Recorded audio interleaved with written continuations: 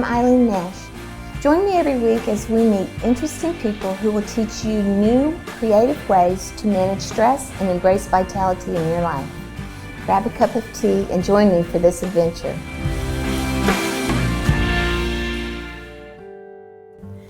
Welcome to Restore Your Caring Soul. Today I'm here with Lauren Artress, who is a leading figure within the Labyrinth movement. She trains people all over the world to introduce Labyrinth to people in many different countries. She's an honorary canon here at the Grace Cathedral, where they have been gracious enough to let us film here today. Later we'll be walking the Labyrinth, but first we're going to find out more about Lauren. So thank you for coming on the show, Lauren. Oh, of course. It's a pleasure, and it's a big world out there. People need to know about labyrinths. Yes, they do. The Labyrinth has been a fantastic tool that I've discovered within the last 10 years. So tell me a little bit more about your background and how you came to be involved with labyrinths. Sure. It's been kind of a circuitous journey in itself. I came to Grace Cathedral as canon pastor in 1986. And by 87, 88, 89, we were in the beginning of the AIDS epidemic, which really moved very quickly in San Francisco. And so I was looking, I didn't know this cognitively, I didn't know it up here, but intuitively, I was looking for something that could bring people together, something that people could do together. It didn't necessarily require verbal exchange, but people just simply being together in their grief and their worry and their solace. And so that's partly how it began. And I went to a workshop with Jean Houston, who is a colleague of mine. I went and worked with her for a full year in '85.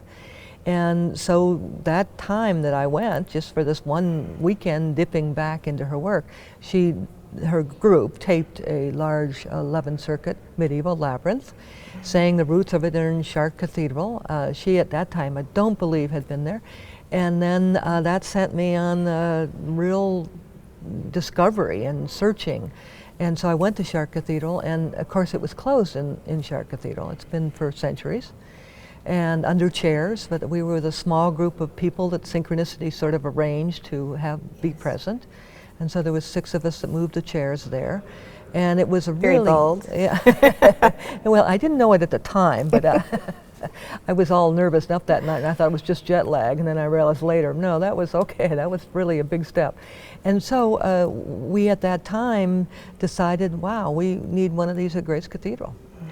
And so the whole sense of it just kind of unfolded. And you know how that is, when you're really following your path and you're on it, you know, a kind of vein of gold, it just keeps unfolding.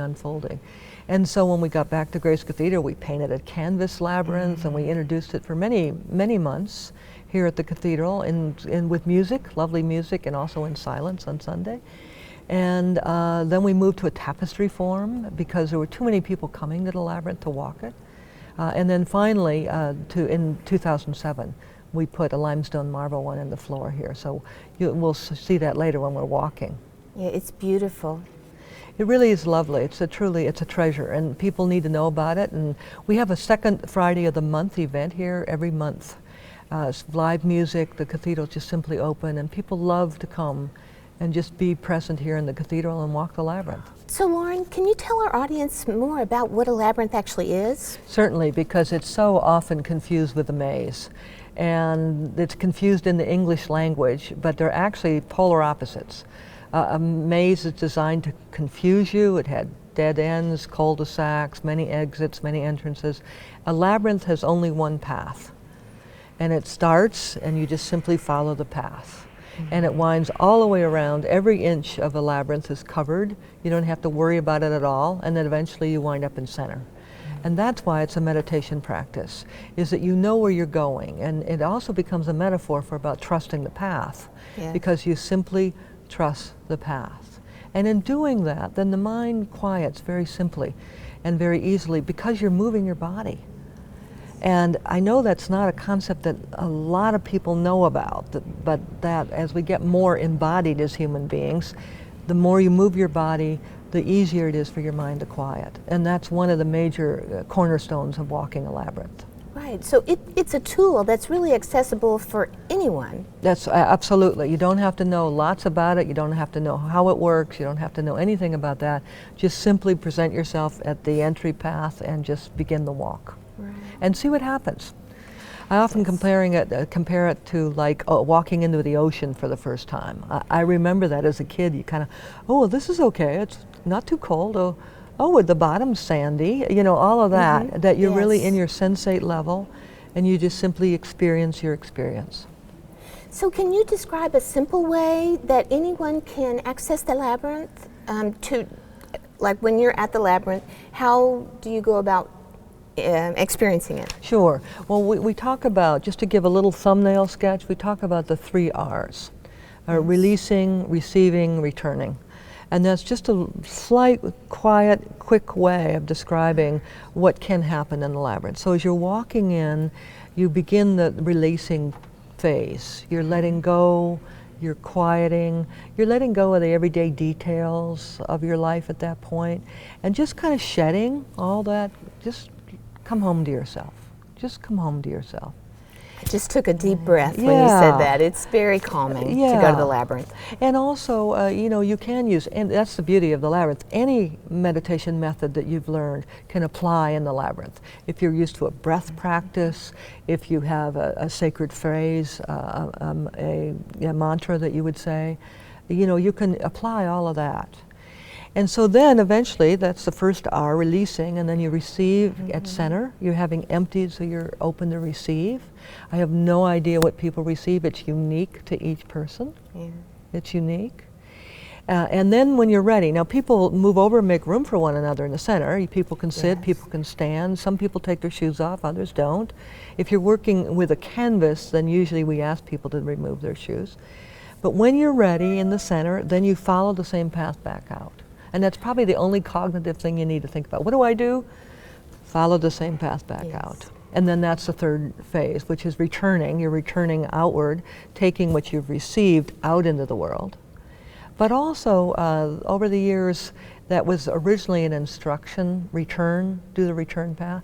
But it also is a reflection time. There's a lot of REs, reflection, reclaiming. You might have some part of yourself that you want to reclaim. Something might come to resolution. You might remember something that was very heartwarming and grounding. See, so it has a lot of different aspects, but there's a strange sense of strengthening when you walk out of the center. Yes, because I'm lucky enough to live just about a mile away from a labyrinth. So I was actually there yesterday, and you can take any question. Yes. And I walk out feeling different. Yeah. And that's one of the applications. I would suggest someone walking at the first time, just go in open. Just go in like you're feeling a sandy bottom of the ocean. Just go in open. But after that, you can indeed take a question into the labyrinth. You can take something in that needs solving. You can take something in that needs letting go. That's great. You know, I'd like to show this tool. So Lauren is going to show us about this. Is it called a lap labyrinth? Well, that's one name for it. It's also a finger meditation tool. I like that, finger meditation tool. So even someone who is in a wheelchair or bedbound, they could do this. I think that's beautiful. Right. See, the path is grooved here, so you just simply put it on your lap, and then you can trace it just with your finger. You can close your eyes and just see the path as you move around. Now, we suggest that people use their non-dominant hand. I love that. And different fingers, because these are wired differently to the brain. And so it's another way of meditating, and each experience with each finger is different. And you know, every time you walk a labyrinth or experience a labyrinth, it's different. It's different. And so it's very important to not get locked into judgment or expectation. It's a better way of saying it. You want to experience your experience each time. And so you just simply move around the labyrinth. And it's very calming, because it's a circle and a spiral at the same time. And the circle, you know, being a symbol of unity and wholeness, and the spiral, you're spiraling in a complex way, This is the medieval 11 circuit labyrinth. You're spiraling in to move towards center. I love that. So actually, I would like for you to tell us some more about the history. Okay.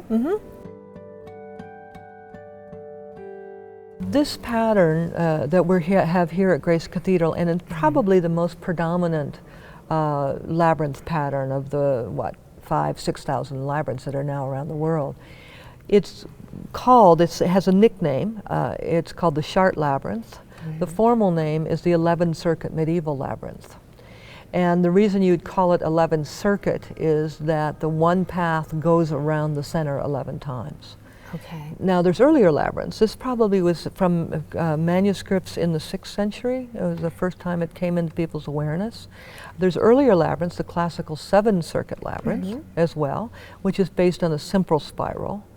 This is based on a complex spiral. And I love there's 28 180 degree turns. So you're always moving. It seems like you're going forward, but it also seems like, wow, I'm going backwards. But you're actually not. You're spiraling into center. And it's a wonderful way of quieting the mind, especially they're kind of switchbacks, I think some people call them. And so this labyrinth was placed in Chartres Cathedral in France in 1201.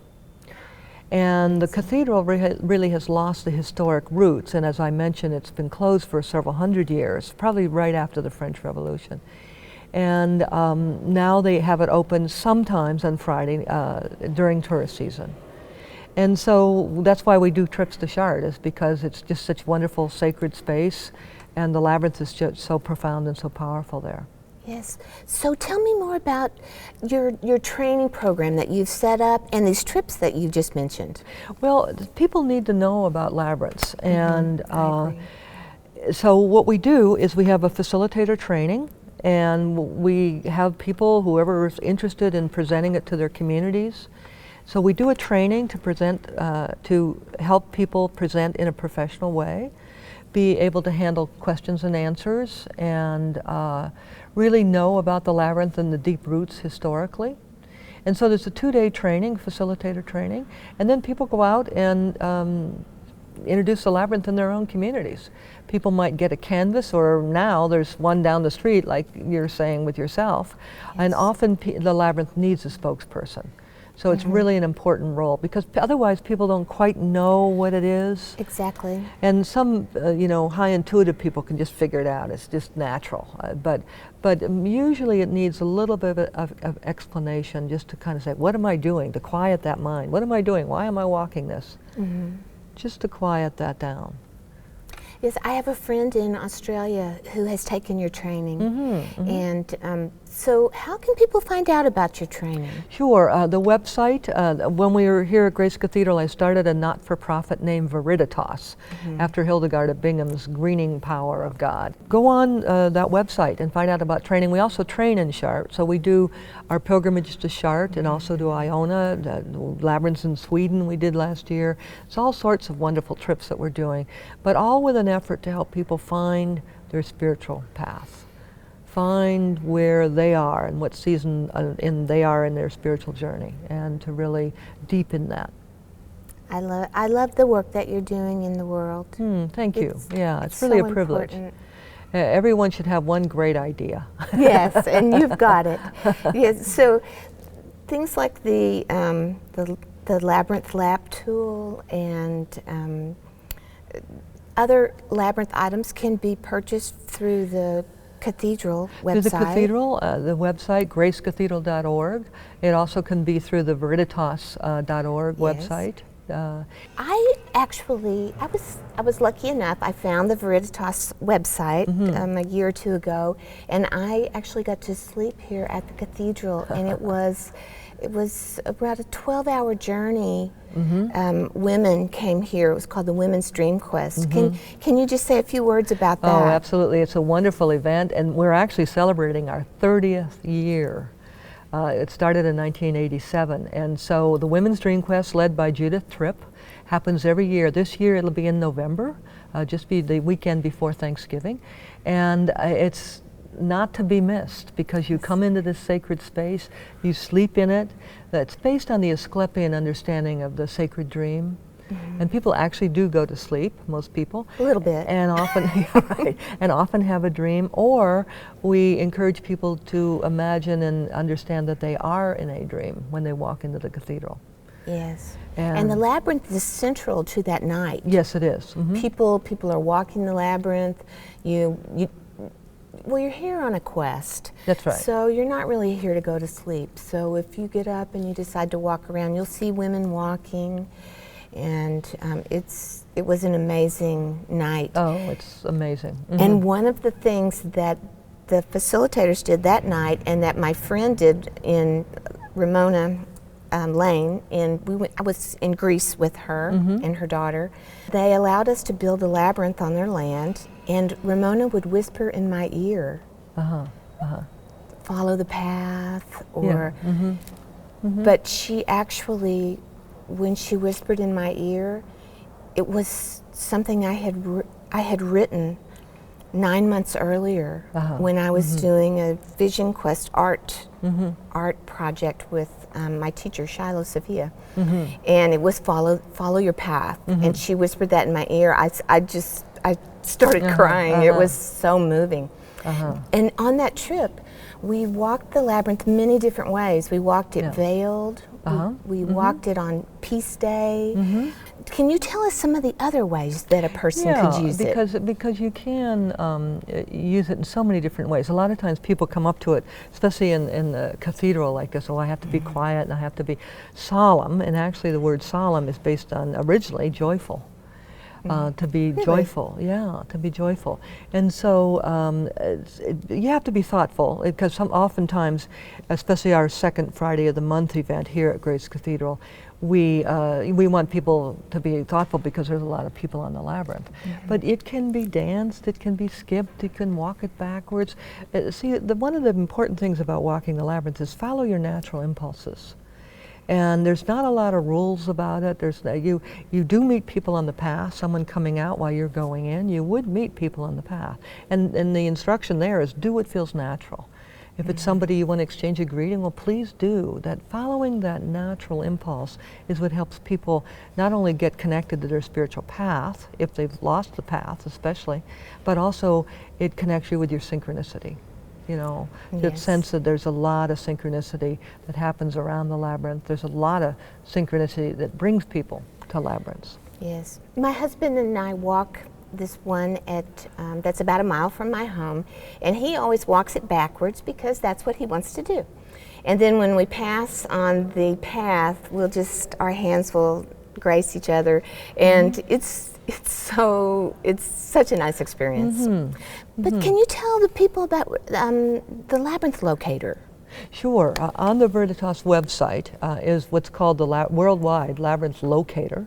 Don't do too narrow of a search, like one zip code wouldn't necessarily work, but a city, especially, you can pop up with all sorts of labyrinths in your area. And it always surprises people. Someone came up a while back and said, I bet you we don't have one in Des Moines, Iowa. Yes, we do have one in Des Moines, Iowa.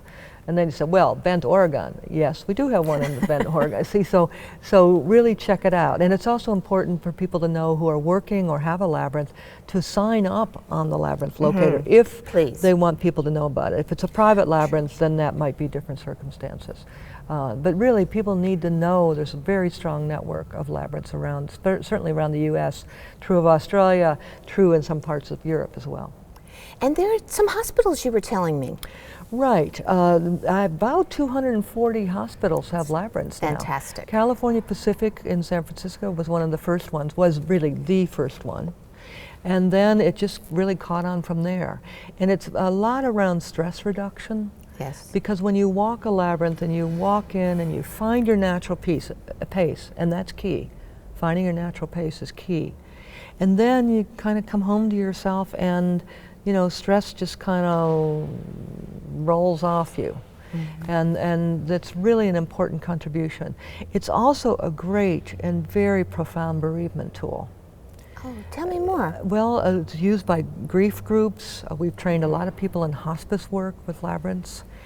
because it's a process, as grief is a process. And you know, you can go in and you can really allow yourself to grieve, and then, you know, your tears clear up, and then you're okay for a while, and then that well of tears builds up again. Go back to a labyrinth, go back to a labyrinth, and be present with your tears. And so really it's an amazing tool that way as well. There's many other reasons, in a hospital especially, if you're the staff in a very, as you well know, Yes. very, very stressed job, to take a time out with a labyrinth is wonderful. If you're a family member who wound up with someone in the emergency room and you don't know what's going to happen, go to the labyrinth. It's really a great, great strengthener that you can kind of feel solidified and solid and grounded in a labyrinth. So it is always so amazing to me that this is such a powerful, but in a way it's small and it's simple, Yeah. but it's so complex at the Yes, same time. So do you know how they started? Well, we don't actually know. These patterns, out of the 80 cathedrals that went up in the Middle Ages, especially in the High Middle Ages, 23 of them had labyrinths. And of course there were the cathedral schools. That's where they taught young boys, and also started their schools of theology before it all moved to Paris.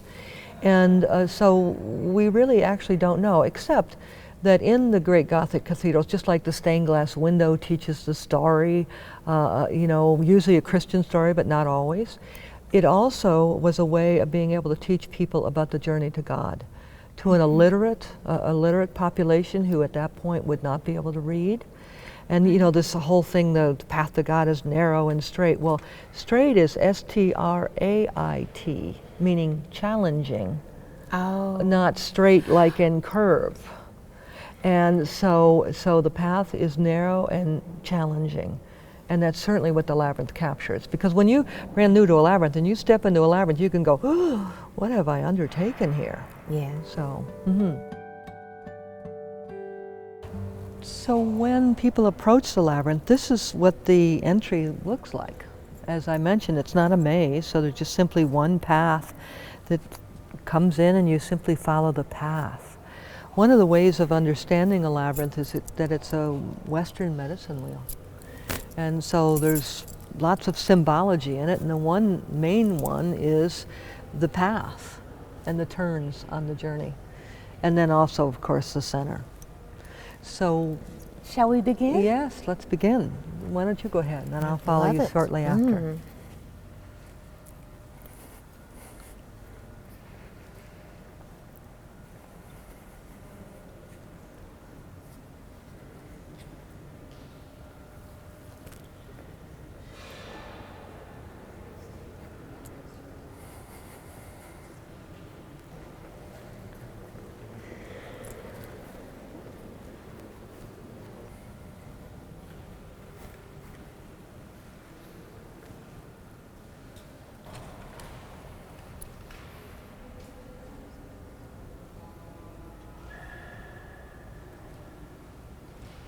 See, and the roses are the center petals are, again, have a lot of symbology to them. The rose, the lily.